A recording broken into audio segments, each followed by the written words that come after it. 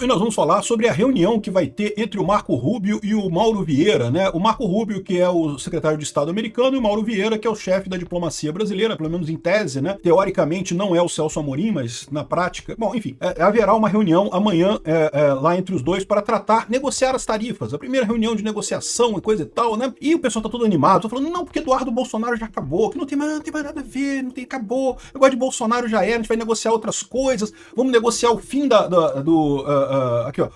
Às vésperas de encontro entre Rubio e Mauro Vieira, Trump antecipa um dos pontos da negociação, que é a substituição do dólar em transações dos BRICS e não sei o que. Ela não tem nada a ver com o Bolsonaro. Acabou o Bolsonaro.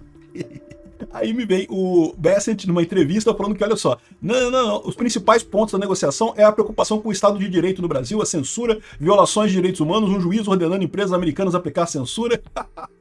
Chega a ser muito engraçado como é que a imprensa toda estava assim, não, porque o Lula não precisa do Trump, que não precisamos dos Estados Unidos, vamos vender para a China, ninguém se importa. Aí foi só o Trump acenar assim, olha só, vamos conversar, Lula, vem cá conversar. Aí a imprensa, viu, o Lula conseguiu, ele vai falar com o Trump, como se isso fosse um grande problema. O Lula sempre pode ligar para o Trump, o Eduardo Bolsonaro nunca proibiu o Trump de falar com o Lula, nem teria esse poder, né?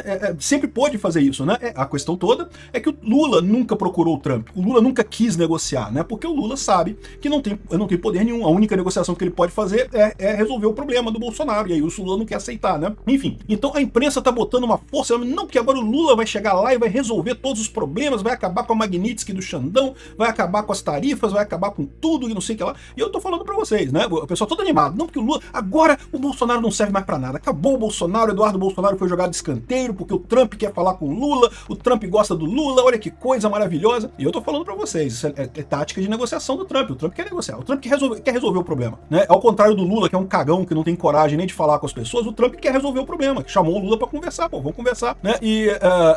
Agora, o Lula e a imprensa brasileira estão achando que eles vão dar migué no Trump, que eles vão conseguir que o Trump baixe as tarifas e coisa e tal, sem eles resolverem o problema aqui no Brasil, não vão conseguir. Mas agora, o Lula confirmou a reunião entre Vieira e Rubio nessa quinta-feira, então amanhã, quinta-feira, vai haver uma reunião entre o Marco Rubio e o Mauro Vieira para começar a negociação, vamos ver o que vai ser negociado nessa coisa, né? E beleza, olha só, eu acho que tem que ter negociação mesmo, não tem alternativa, não tem que negociar. A questão toda é que o Lula tá achando que ele vai conseguir negociar sem mexer nos pontos que foram levantados pelo Trump. É o sonho do Lula, é o sonho da esquerda, é o sonho do Alexandre de Moraes, é o sonho da imprensa brasileira. Só que é um sonho, é só isso mesmo, é só um sonho, porque não vai acontecer, né? Enfim, aqui ó, a leitura no entorno do presidente entre parlamentares que têm mantido conversas frequentes com interlocutores dos Estados Unidos é que os esforços diplomáticos foram bem sucedidos na tarefa de contornar a influência de Eduardo Bolsonaro. E que aliados celebram a escolha de Rubio como interlocutor. Eu não sei não, hein? Rubio é um dos arquitetos das sanções comerciais e políticas contra o Brasil e Supremo Tribunal Federal, de quem é crítico, né? Seu mandato como Senado da Flórida. Mas no comando da diplomacia dos Estados Unidos tem sido auxiliar leal a Trump. Ele vai obedecer o Trump. E eles estão achando que o Trump vai querer acabar com isso? Não, meu amigo, ao contrário, para o Trump isso é uma coisa pessoal. O Trump sofreu lá nos Estados Unidos a mesma tentativa patética lá da esquerda de lá, que a esquerda daqui está tentando também de anular a direita, acabar com a direita, voltar no passado, para uma época em que a esquerda era amada pela população brasileira, né? Então, não tem jeito, cara. Bom, enfim, vamos ver o que vai acontecer nessa reunião, né? Mas aí veio o balde de água fria nesse pessoal, né? Hoje teve uma reunião, uma coletiva de imprensa, e em coletiva de imprensa, o Scott Bessent, que é o secretário de Tesouro dos Estados Unidos, desenha e explica por que tem tarifas com o Brasil.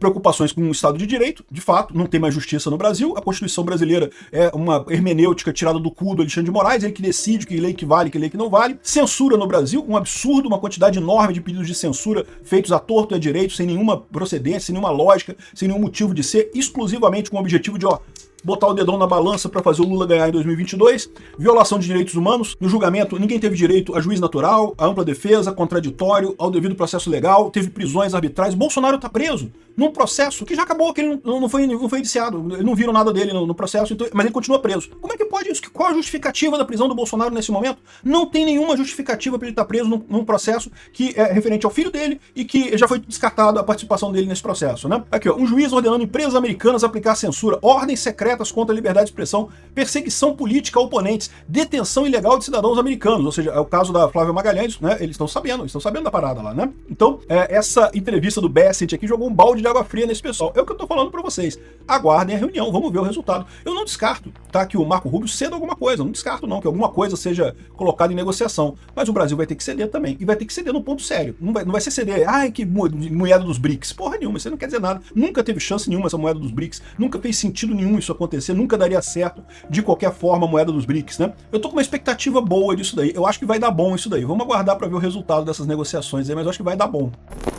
E nós vamos falar agora do Departamento de Estado americano, que anunciou que revogou 6 vistos de pessoas estrangeiras para os Estados Unidos devido a críticas ao Charlie Kirk, né? Então, o que diz aqui o Departamento de Estado, os Estados Unidos não têm nenhuma obrigação de abrigar estrangeiros que desejam a morte de americanos. O Departamento de Estado americano continua a identificar pessoas que tenham visa e que celebraram o assassinato hediondo de Charlie Kirk. Aqui estão apenas alguns exemplos de estrangeiros que não são mais bem-vindos nos Estados Unidos. Então, essas pessoas aqui são pessoas que tinham visto americano, que poderiam ir para os Estados Unidos, eventualmente até estão lá nos Estados Unidos e não vão estar mais, não vão poder mais entrar lá.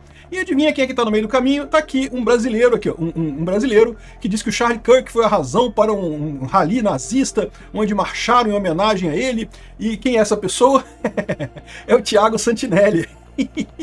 Aqui, o Charlie Kirk foi motivo de uma passeata de nazistas que marcharam em homenagem a ele, morreu, foi tarde, respondendo ao Nicolas Ferreira. Vamos entender esse caso aqui, porque tem os outros também. Eu não sei, cara, esse pessoal que eles estão colocando aqui, acho que são pessoas que estão nos Estados Unidos, tá? Será que o Thiago Santinelli tá nos Estados Unidos? Eu não tenho certeza não, cara. Eu não tenho certeza não. Vamos ver o que acha, se ele tá lá nos Estados Unidos, né? Pode ser que ele não esteja, pode ser que ele tenha um visto para os Estados Unidos, mas esteja aqui no Brasil, né? Se ele tá nos Estados Unidos, já era, meu amigo, não tem essa não, né? Lembra, não foram só esses 6 que perderam o visto não, tá? Teve mais gente que perdeu o visto, tá? Mas esses 6 aqui foram citados pelo Departamento de Estado como exemplo aqui. Aqui estão apenas alguns exemplos de pessoas que não são mais bem-vindas nos Estados Unidos. É isso daí, parabéns aí ao Thiago Santinelli, vai poder gritar soberania no Brasil, soberania! Aqui no Brasil, né? Nos Estados Unidos não vai poder mais não. Agora, eu acho importante notar que eu sou a favor da liberdade de expressão. Mais do que isso, eu sou um radical a favor da liberdade de expressão absoluta. Eu sei que muita gente que me segue não chega tanto nisso daí. Eu sou realmente radical. Você pode chegar num cinema lotado e gritar, tá pegando fogo? Pode, é liberdade de expressão, você pode falar essas coisas. O ponto é o seguinte, você não pode punir as pessoas por algo que ela falou. Tem que fazer uma distinção muito séria entre ações e palavras. Palavras podem ser terríveis. Acho terrível que todas as pessoas falaram aqui são terríveis. Eu quero distância de todo mundo. Eu bloquearia todo mundo da minha rede social, não quero falar com nenhuma dessas pessoas aqui, são todas pessoas terríveis. Mas eu acho que elas não precisam ser punidas pelo que elas disseram. O que elas disseram é desagradável, é ruim, mas é até bom a gente ficar sabendo que são pessoas desse tipo pra gente se afastar delas, né? Então, sinceramente, não sou a favor da punição dessas pessoas, não. Agora, isso é uma coisa, eu que sou libertário, radical a favor da liberdade de expressão. Outra coisa é o que penso os Estados Unidos. É inegável que os Estados Unidos, no direito internacional, têm o pleno direito de recusar visto a quem eles quiserem. Eles não precisam justificar pra ninguém qual é o critério que eles usaram para recusar o visto para uma pessoa. Só entra nos Estados Unidos quem eles quiserem. E eles decidiram tirar esse pessoal, tirar essa turma daí, né? Só lamento.